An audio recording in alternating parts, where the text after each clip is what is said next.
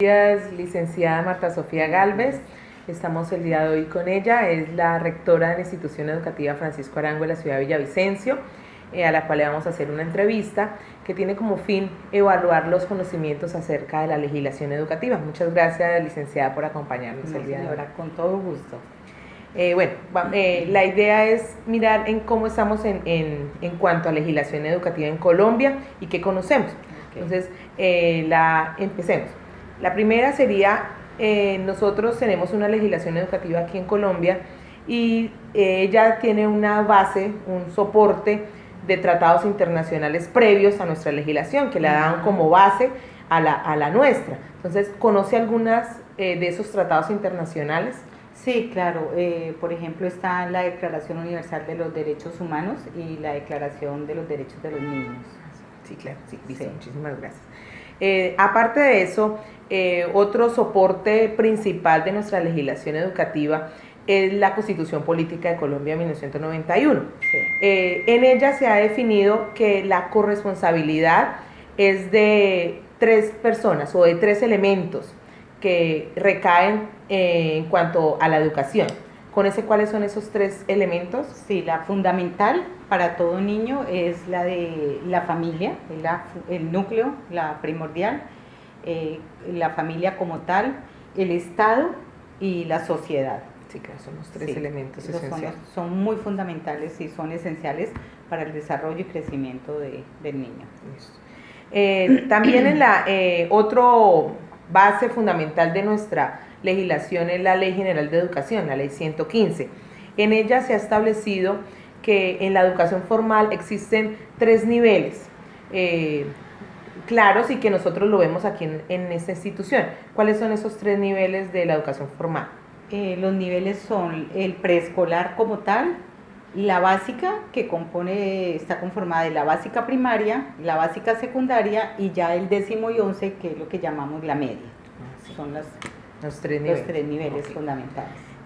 Ya también en la misma Ley General de Educación, ya enfocándonos exclusivamente al preescolar, los conocimientos o el desarrollo integral de los niños se debe basar en 5 dimensiones. ¿Cuáles son esas 5 dimensiones?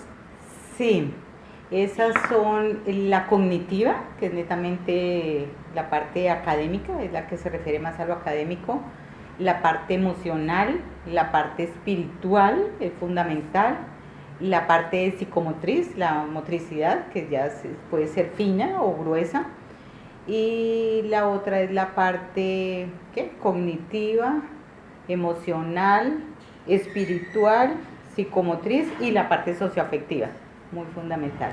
Sí, claro. Que eso es lo que hace los niños. Fundamentalmente, sí. Somos un ser social por naturaleza. Sí, claro. Ya enfocándonos en la educación media, que basa grado 10º y 11º, en ella se basan las áreas fundamentales, como son matemáticas, sociales e inglés, pero exclusivamente para educación media hay unas áreas solo para ellas. ¿Cuáles son esas áreas? Las ciencias económicas, las ciencias políticas y tenemos la filosofía también. Inclusive acá las manejamos en esta institución. Muy bien.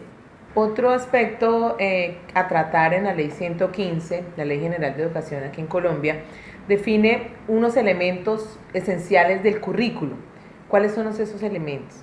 Sí, esos elementos fundamentales son como los programas, la metodología,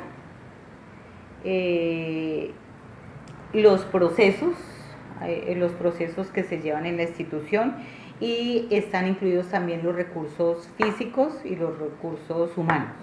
Sí, claro. Esenciales, claro. Sí, son los docentes, directivos docentes. Exacto, ahí están los directivos, los docentes, la parte administrativa, todo esto.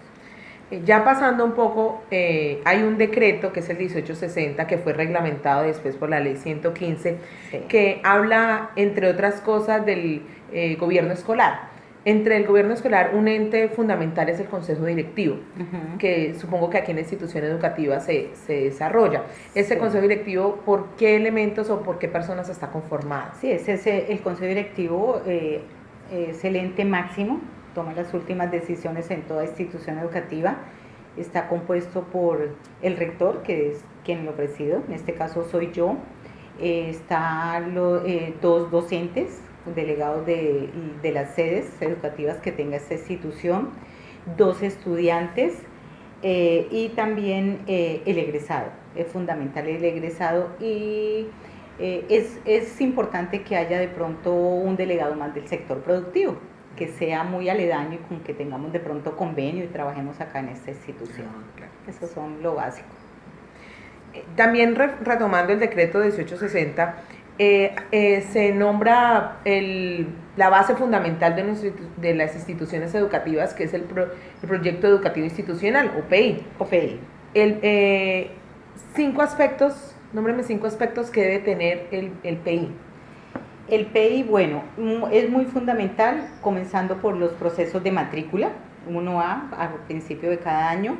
El otro es el manual de convivencia, que es como el libro que rige nuestra organización, todo lo comportamental, toda la parte directiva, la parte disciplinaria. Está el gobierno escolar, que se elige se maneja con el proyecto Democracia. Y también tenemos toda la parte académica a través de la organización de los planes de estudio. Y por último también debemos manejar que apoya la parte académica todos los proyectos transversales que manejamos acá de las diferentes áreas y eso. El tema de la ley 115, hay un elemento esencial en ella que es el currículo, y este contiene varios elementos. ¿Cuáles serían esos elementos que contiene el currículo? Bueno, dentro de esos elementos hay unos muy fundamentales, que es el plan de estudios para el manejo de todas las áreas, los programas como tales que se manejen en la institución, la metodología para desarrollar todos esos planes de estudio a través de las áreas, los procesos que se lleven y los recursos humanos o físicos también, que son esenciales para toda esa parte del currículo. Claro, recursos humanos como docentes, administrativos, los directivos, exacto. Ya yendo un poco más, hay un decreto que es el 1860, que fue regido por la ley 115, sí, que entre otras cosas habla sobre el gobierno escolar. El gobierno escolar tiene un ente que es el ente primordial, que es el consejo directivo, que se desarrolla, me imagino, aquí en la institución. ¿Qué elementos o qué personas conforman el consejo directivo? El rector, en este caso yo lo presido como rectora. Debe haber dos docentes delegados de cualquier sede que esté conformada esta institución, dos estudiantes delegados, y también me parece fundamental los egresados, un egresado, y la parte del sector productivo, que también la manejamos acá en esta institución, que puede ser con alguna entidad que tenemos convenio, ya sea bioagrícola para proyectos de reciclaje o algo, pero es fundamental también el sector productivo. También en este decreto 1860 se habla de nuestra base fundamental de la institución, que es el Proyecto Educativo Institucional. El Proyecto Educativo Institucional, o PEI, está conformado por ¿qué elementos? Está el proceso de matrículas, fundamental al principio de año, nuestros clientes, los estudiantes. Está el manual de convivencia, que es nuestra carta magna de navegación, de organización. Está el gobierno escolar, fundamental, a través del personero, contralor, vicecontralor y todos los delegados de los diferentes cursos que se manejan en esta institución. Están los planes de estudio, importantes como lo dije anteriormente, y los proyectos transversales. Otro decreto importante en la institución educativa es el decreto 1290, decreto de evaluación. En él se toca, entre otras cosas, la promoción anticipada, que es como una oportunidad que tienen los niños que han perdido el año escolar en el primer periodo, poder, con muy buenas notas, poder aprobarlo. Sí. Cuando se toma una decisión, o quien toma la decisión de avalar esa promoción anticipada de un estudiante, ¿quién es el ente regulador? El ente regulador y el máximo ente en la institución es el consejo directivo. Inclusive ellos como que refrendan ese trabajo que anteriormente y durante el año lo hacen los comités de promoción y de evaluación, pero refrenda consejo directivo. Otro decreto es el 1850 del 2002, el que habla sobre la jornada escolar. Entonces, en ella se establece la jornada mínima que debe, o las horas mínimas que debe permanecer un estudiante en básica primaria. ¿Cuántas horas son esas mínimas para el estudiante? En primaria 25. 25. Sí, ¿Y en básica secundaria? En básica secundaria ya son 30, 6 horas diarias, y en la técnica inclusive nos podemos ir hasta 41 horas. Media técnica. Media técnica. Retomando otro aspecto, recientemente en el 2017 se reglamentó un decreto, el 1421, que hace referencia a la atención educativa a la población con discapacidad. En ella, entre otras cosas, se relacionan las responsabilidades que tenemos nosotros como institución educativa. ¿Podría comentarme acerca de pronto unas responsabilidades que tenemos? Una de las responsabilidades es en el momento hay que reportarlo al CIMAD, en el momento de la matrícula, ya sea por matrícula o por traslado o cuando el niño se retira, necesariamente. El CIMAD es el que lleva el control, y es más, desde la Secretaría de Educación y el Ministerio nos supervisan el número de estudiantes y de todo. Y especialmente los niños con discapacidad. Especialmente, sí, es muy delicado esa situación hoy en día con los niños con discapacidad. Hay algo también, por ejemplo, hay que creer y mantener actualizado ese sistema y todos los avances de los chicos, la historia escolar de esa discapacidad de ese niño, y es muy importante también el seguimiento. Hay que hacerle seguimiento continuo e individual a todos los niños con este tipo de discapacidades.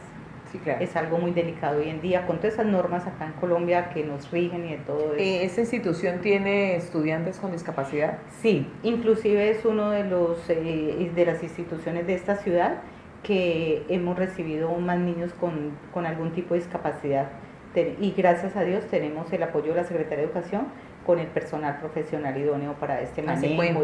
Sí, menos mal contamos con ellos, desde que llegan se le hace un nivel de qué tan alta es su discapacidad o qué tan leve, hay una aula de apoyo, hay psicología, entonces tenemos un buen manejo para una buena atención. Interesante. Hay que cumplir con la norma. Claro. Otra ley importantísima aparte en estos momentos, es la ley 1620 del 2013, que habla sobre el Sistema Nacional de Convivencia Escolar. Existen 3 niveles en este Sistema Nacional de Convivencia Escolar para atender esos inconvenientes. ¿Cuáles son esos 3 niveles? El primer nivel, que es a nivel de gobierno, es el nivel nacional, desde el Ministerio de Educación. Luego el del nivel territorial, que es a nivel departamental, o en este caso nosotros, que somos educación descentralizada acá en la parte de Villavicencio. Y por último es la parte ya como escolar acá dentro de nuestra institución. Entonces hay que manejar a través de la 1620 los diferentes comités de todo esto de manejo. Entonces es nacional, territorial y escolar.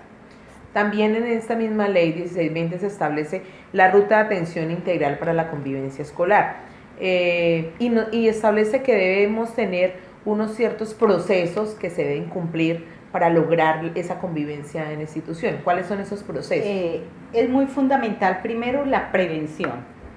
O sea, es mejor, como el cuento, es mejor prevenir la enfermedad que no curarla. Entonces hay que hacer todo un plan de prevención. Luego viene la promoción, la atención y por último el seguimiento, que es fundamental en todo proceso. ¿Se cumplen esos 4 aspectos? Sí, se cumplen esos 4 aspectos acá en nuestra institución. También en la convivencia escolar, cuando hay unas faltas cometidas por los estudiantes, estas se tipifican. ¿Cuáles son esas 3 tipos de faltas? Sí, está por ejemplo la tipo 1, la tipo 2 y la tipo 3. En la tipo 1, por ejemplo, es donde está la parte de agresión verbal. Eso va como de menos leve a más, exacto, moderado. Es, por ejemplo, el tipo 1 es la agresión verbal. La tipo 2, que es ya cuando, por ejemplo, se hace repetitivo, digamos, por ejemplo, el ciberbullying, ¿no? Ya se hace muy repetitivo en ese acoso con ese niño, entonces ya pasa a ser una falta de tipo 2. Y la falta tipo 3, que ya es una pena, ya es algo penal, como por ejemplo una violación, una agresión ya muy fuerte, muy personal, es algo muy... Y ya se hace llamado a los entes como Sí. policía, infancia, Sí, adolescencia. ya inclusive se desborda, ya se sale de aquí de nuestra institución y ya nos toca llamar al bienestar familiar, la policía de menores, por ende pues con presencia de padres de familia, pero ya es mucho más, es más duro y ya pasa a otros entes, Sí, claro. inclusive hasta la fiscalía aquí. Para finalizar, quisiera que nos hablara acerca un poco del, nuevamente el decreto 1290 del 2009, que nos establece la escala de valoración. En este decreto se establece la escala de valoración que se debe tener en toda institución educativa a nivel Colombia. ¿Cuál es esa escala de valoración? Aquí en Colombia manejamos cuatro niveles de esa escala, que es el más alto, que es el superior, cuando es el chico, el bueno, el que cumple con todos los requisitos, tanto comportamental como académico. Luego viene el alto, que es un promedio, aún sigue siendo bueno, digamos de 1 a 5, un 4, 3, 9. Y luego sigue el medio, que es el chico ya regular en su parte académica y disciplinaria inclusive. Y por último, el más bajo, el nivel académicamente malo, hay que super seguimiento o inclusive puede llegar a repetir el chico, que es el nivel bajo. Entonces, esos son los niveles que manejamos acá. Licenciada Marta, muchísimas gracias por su apoyo. Muchísimas gracias y estamos acá para servirles y es muy bueno hasta refrescar ciertos conocimientos que inclusive con la cotidianidad uno como que los maneja muy mecánicamente, pero es bueno recordar muchas cosas. Muchísimas gracias. Bueno, licenciada, a usted.